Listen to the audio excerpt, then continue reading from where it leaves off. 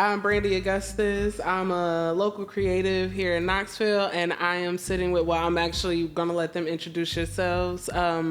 We're here today talking about the divine feminine. So after you introduce yourselves and how you identify, I want you to share with us, share with the world, like, what does the divine feminine mean to you? Like, when you hear it, like, how do you feel? How does it resonate with you? And we'll start with you. All right. Hi, my name is Jorden Albright. I use she, her pronouns. Oh my goodness. I feel like the divine feminine is such a magical term because it encompasses like way more than just what it is to be a woman. I think the divine feminine is something that is present like in every single thing that exists because it's a balance. But I think in my personal life, it just reminds me of the power that comes with being a woman, the power that comes with being able to express like the softer side of yourself, the side of yourself that's more vulnerable, more creative. And I think that's super important to me as a water sign, as a Cancer. It's super important to me. So it's just a magical term, I think, and I love it. But yeah. And you have to add your sign now, too. Oh, right. Well, I'm Sofia. I'm a Virgo. Come on, Earth. Aquarius rising, coming in, bringing the weirdness. I'm a singer-songwriter from Idaho.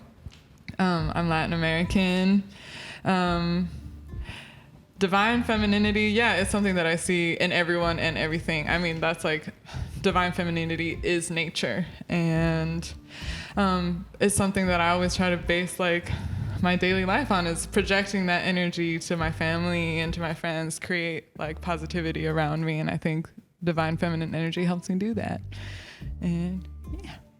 Word. Thank y'all for sharing. And I agree with y'all. It's just, I feel like it's something that's ever present. Sophia said something before we started really filming, and it was like, you know, we are portals. Women, we are portals. And I don't think that, you know, that gets as much credit as it should. Right. We're literally where life begins. Literally. So, and I feel like that's something else that is wrapped up in femininity, like, you know, just how amazing we are, you know, just in general.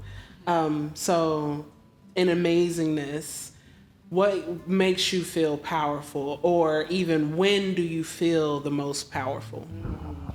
That's such a good question. I feel like power for me comes through creativity most often. It's like, not only does it give me power to create, but I feel like it's a good way to channel power, whether it's like emotions, like say I've been through a situation that's making me feel like very strongly. I think being able to channel that through like my music or like whatever other creative endeavors has been like the best thing. So I think creativity is my biggest like PowerPoint, and I think it's almost like an outlet. Like if I plug into it, like doing my creative things, I'm able to, I guess, not only get more power, but kind of transmute the power that I get from, I guess, other things in my life. So for me, the word that keeps coming to mind is independence.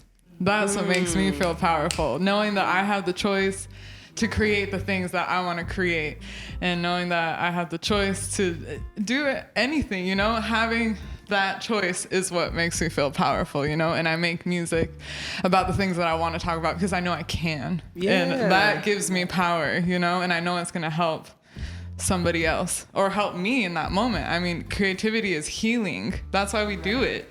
Right. We wouldn't want it that bad if it wasn't doing something good for us, you know? And me setting my own boundaries and giving myself that time and space is what makes me feel powerful. Yeah. Word. Yeah. So, like, y'all both already kind of touched on the next question, which was like, how does that power show up in your creativity? So, like, when you talk about your creative process, like, in conjunction with the divine feminine, like, what does that intersection look like for you? I think just the experience of being a woman like yields so many opportunities to need to create something, because like I said earlier, like say something like gets me really upset, like say there's some sort of injustice that I experience because of being a woman. I think that feeds into like giving me something to create. And obviously it's like, it's terrible to go through like situations where you feel like you're being like objectified or all of the other things that happen to women on a daily basis. But to be able to turn that into something positive, like through writing songs about it or like creating like art about it, I think that's like the best coping mechanism almost to like make something out of like the struggle. But then it's so much more than a struggle, obviously, to be a woman. It's so like empowering to like exist in this form. And I think that alone is inspiration, like to create music. And music feels like a very feminine thing to me. Obviously there's like millions of like amazing, more masculine kind of artists out there, but I think there's something amazing about women like making music. It feels very, I don't know, it feels very natural to me to see a woman like singing or like creating their music. Like, I don't know. It's elegant. Yes, it's elegant. it has it's a different extremely energy. graceful. But also I see that in like male friends of mine who are artists because they channel that feminine energy within them and they project that love that they're feeling. You know, it's extremely powerful, like the divine feminine, and I think it just represents this balance of like the spirit that we all hold inside of us and nature. I mean, for me, I'm emotional. I am it's okay. emotional. Live into sitting that. It's okay. And that is how I started making music. Yeah. I have literally written songs because I knew that was what would make me feel better, and what would make me feel like I have like reached a new place in my process. And that's what that energy provides for me, is healing. It's cathartic. You know? It's so like good at making you feel better. Like being really sad and writing a song has been like all the saddest times of my life. There's a song that I can pinpoint. Oh, I know exactly what tragedy was like And occurring it at that time. sells. Like, no, it resonates though, because like Adele, like best albums come from trauma. Okay. And now we're seeing her redemption arc, and she's so powerful now. She's put all this like music out. It's fantastic. It's her process, though. That's what she's shown us, and that is incredible. You know, she hasn't been shy. She's been raw about her emotions and the troubles that she's gone through, and how hard it's been to get out of that. You know, healing, like you said, healing, exactly. But so since we're kind of already on the topic, are there any creators, male, female, non-binary, trans-affirming, that you feel really inspire you in their divine femininity? Goodness. I'm gonna let you go first. You kind of mentioned some, I did right now, because I mean, my number one inspiration is Lauryn Hill, obviously. Miss Hill. It's there. But right now, I'm gonna say right now in my life, somebody I've been listening to a lot is Cleo Sol. You guys know who she is? Yes, I just became familiar. Yes. No, okay. I need to look up Cleo Sol. She wrote a song called Build Me Up that I listened to on repeat for months. And I don't know if you guys do this too, but I love to look up like the meaning of the song. Like if there's an interview or something online, I will read it because I want to know what the artist was trying to That's why present. Whatever that is exists. What is it? Rap Genius. Rap exists. Genius is a resource. It's the resource.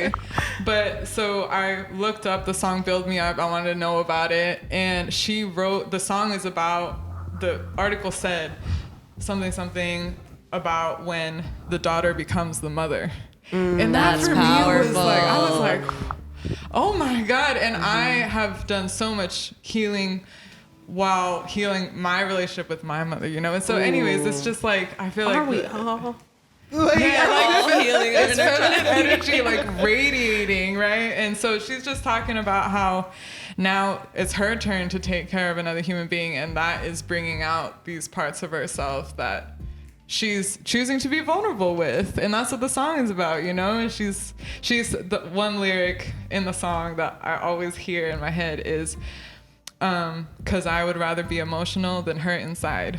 That's what she's saying. Like let it out. Like yes. And that is what, I mean, that's what music does for me, right? And so that's why it's so inspirational for me to hear this song, and really helps me connect with my emotional side, which I do identify with feminine energy. Like emotions and femininity are very close, like tied together, you know? So very intertwined. Yeah. Yep. Oh my goodness, that's so cool. I think the whole idea of like even talking about Adele and like her healing process of writing all these breakup songs and then now being so in her power, like that idea and also the like child becoming the mother, it's all cyclical. And I think that's something that's very feminine is like the idea of like cycles. Like everything is very like it's always moving. There's always like some sort of transformation occurring. And so I don't know, I really appreciate like the idea that nothing is always going to be the same. And I feel like we were talking about periods earlier. I'm going to go ahead and say it. I'm going to say it. We were talking about periods before, but that's such a feminine thing. And it is a cycle. It's a cycle, the moon cycle. And like the moon is seen as a feminine, like celestial body. So I think women and cycles go very well together. I guess to go back to like the question about artists, I really love Miley Cyrus. Like, and I feel like I don't listen to her as much now, but I know when I was a kid, like growing up knowing that she was someone who was from Tennessee, who was like doing the music thing out in California as a kid, that was so inspirational. Yeah. And I think even seeing her go through her like 2013 and on phase when she kind of fell out of the public graces of the media was so important to see because she was like the poster child of like, oh, this is a pop star, like she's like the girl like singer. But I feel like once she kind of started doing her own thing, people pulled away from her a little bit. But I think eventually people started to really appreciate that from her, and now she's an icon because she kind of pushed those boundaries. And I really appreciate that. I definitely listen to a lot of like male artists and have a lot of masculine, like I have a lot of Drake, a lot of Kendrick, like that's my main like music supply, but I always look back to Miley. I want to be clear that Drake is a whole white woman, Drake but go is ahead. fully, okay, see we won't even, 21, okay. Can you do something for me? Okay, anyway, can you talk? Want to make that clear. No, you're right, but he tries so hard to be, I feel like, this hard masculine rapper, but you're so right. So he does bring that feminine energy, but it's like, that's that balance we were talking about before. Exactly. Right. He channels that, and Miley owns herself too. She has obviously also explored a lot of masculine themes. Right.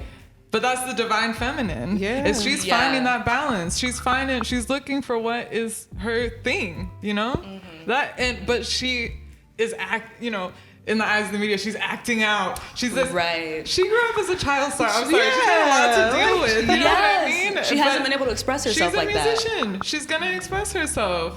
Sorry, I didn't mean to cut you off No, about you're Jake. totally good. Because I was like, Miss Miley is like, when I think of like, I don't know, the divine feminine in music, she comes to mind for me. And I don't know, there's something about the fact that she did start as like a Disney, like cookie cutter pop star and then became this, I don't know, kind of like a Jezebel in the eyes of the media, like is a very interesting arc in my eyes. Well, the arc started when she started to become a more urban artist. Right, exactly. So that was all tied into it. Like anytime that you put like culture, like our culture on something, like it immediately becomes like degraded or like controversial. Oh, no. Yeah. So it's like, but as soon as like it happened with Justin Timberlake. Justin Timberlake went through the same thing, and he came back as the man in the woods or whatever, and then everybody was fine. You know, whole rebrands. Yeah, rebrands. Yeah. Or I think for me, like for a long time, always in life, I can't think of a time where I knew of this woman and did not feel completely and 100% inspired by her. And then when I say it, people are like, what? And it's the what is why I'm inspired by her. But Whoopi Goldberg. Yes! I had this conversation the other day. I talked to somebody about this the other day. Icon. Literally an icon. Yes. Oh wait, no, I wasn't talking about it. I heard Raven Simone say something about it. Also an icon. Raven, also an icon. Okay.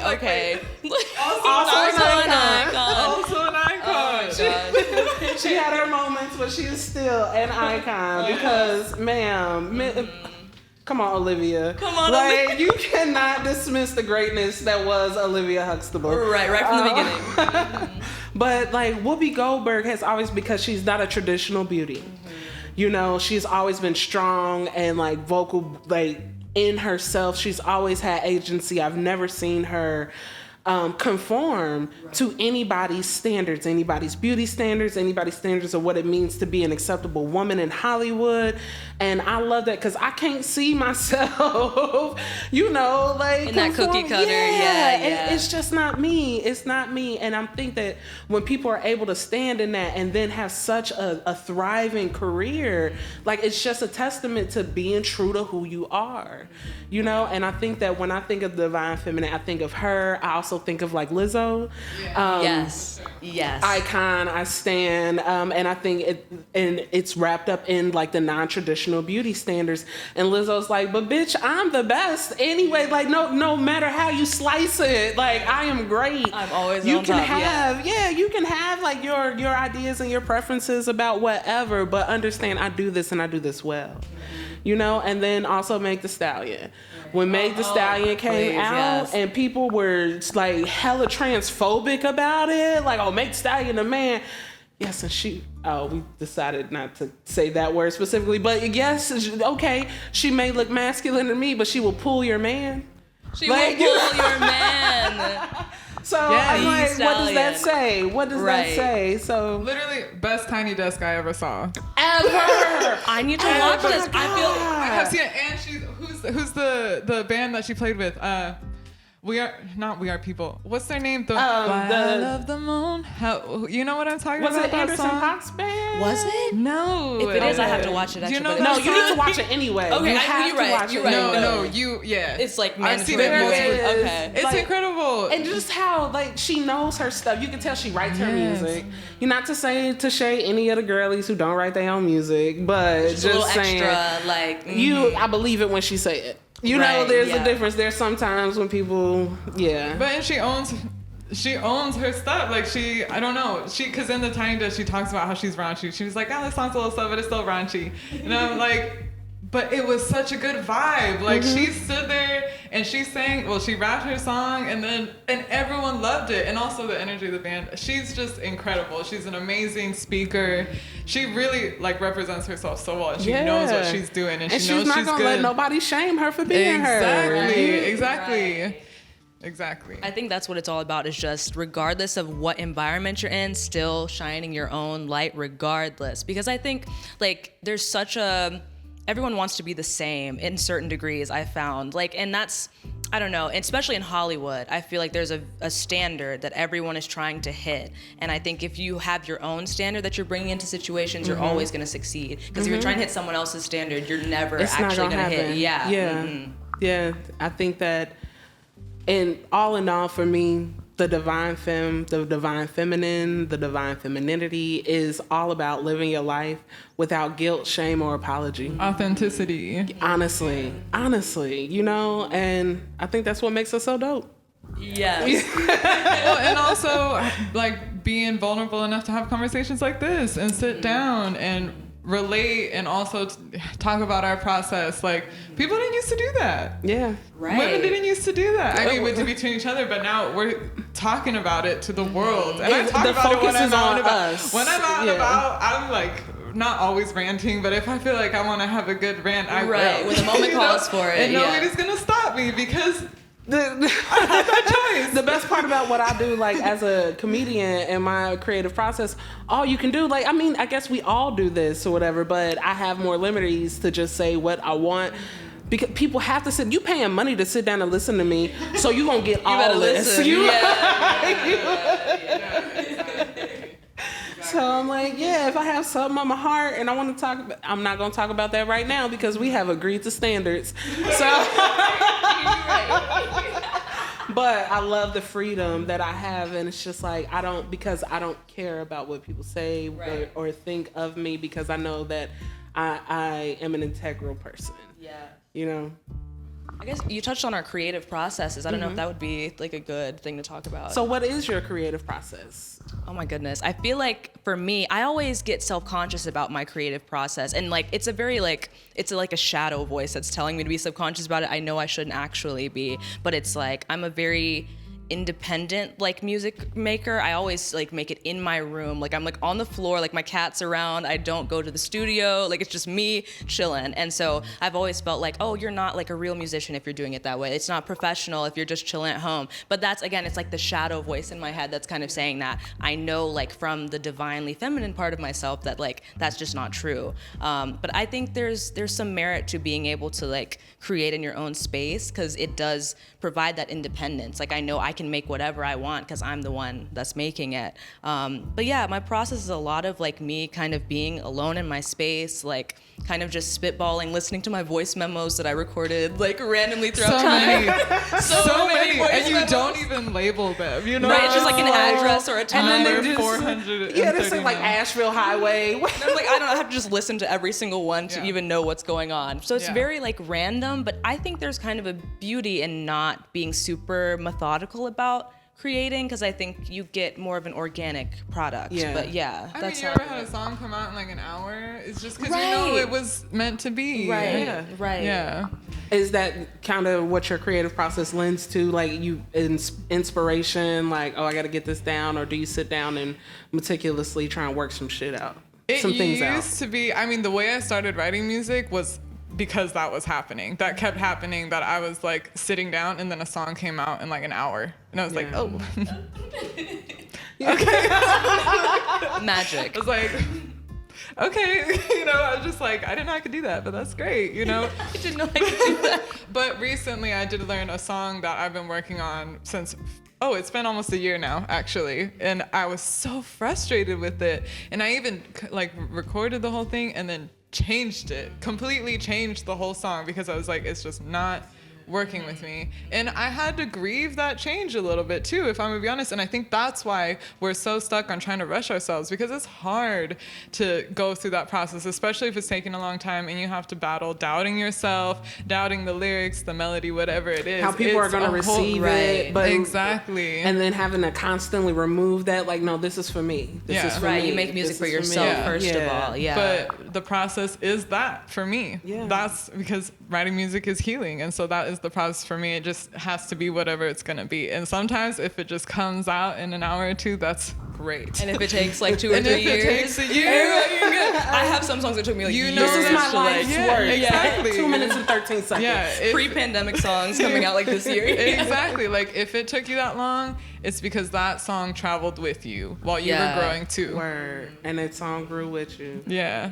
I love this exactly. conversation. I feel like we could Yes. sit and talk all day, I and I know, feel like all it needs day. to happen at some point. But Jorden and Sofia, thank you so much for sitting Yeah, down thank with you. us. Thank you so And much, Thank Brandi. you. I am so excited to see y'all on December 15th. Yes. At the Divine Feminine It's gonna be a Show. hit. It's gonna be a hit. Oh, I'm so It's gonna be excited. It's gonna be dope. beautiful. Yeah. All right.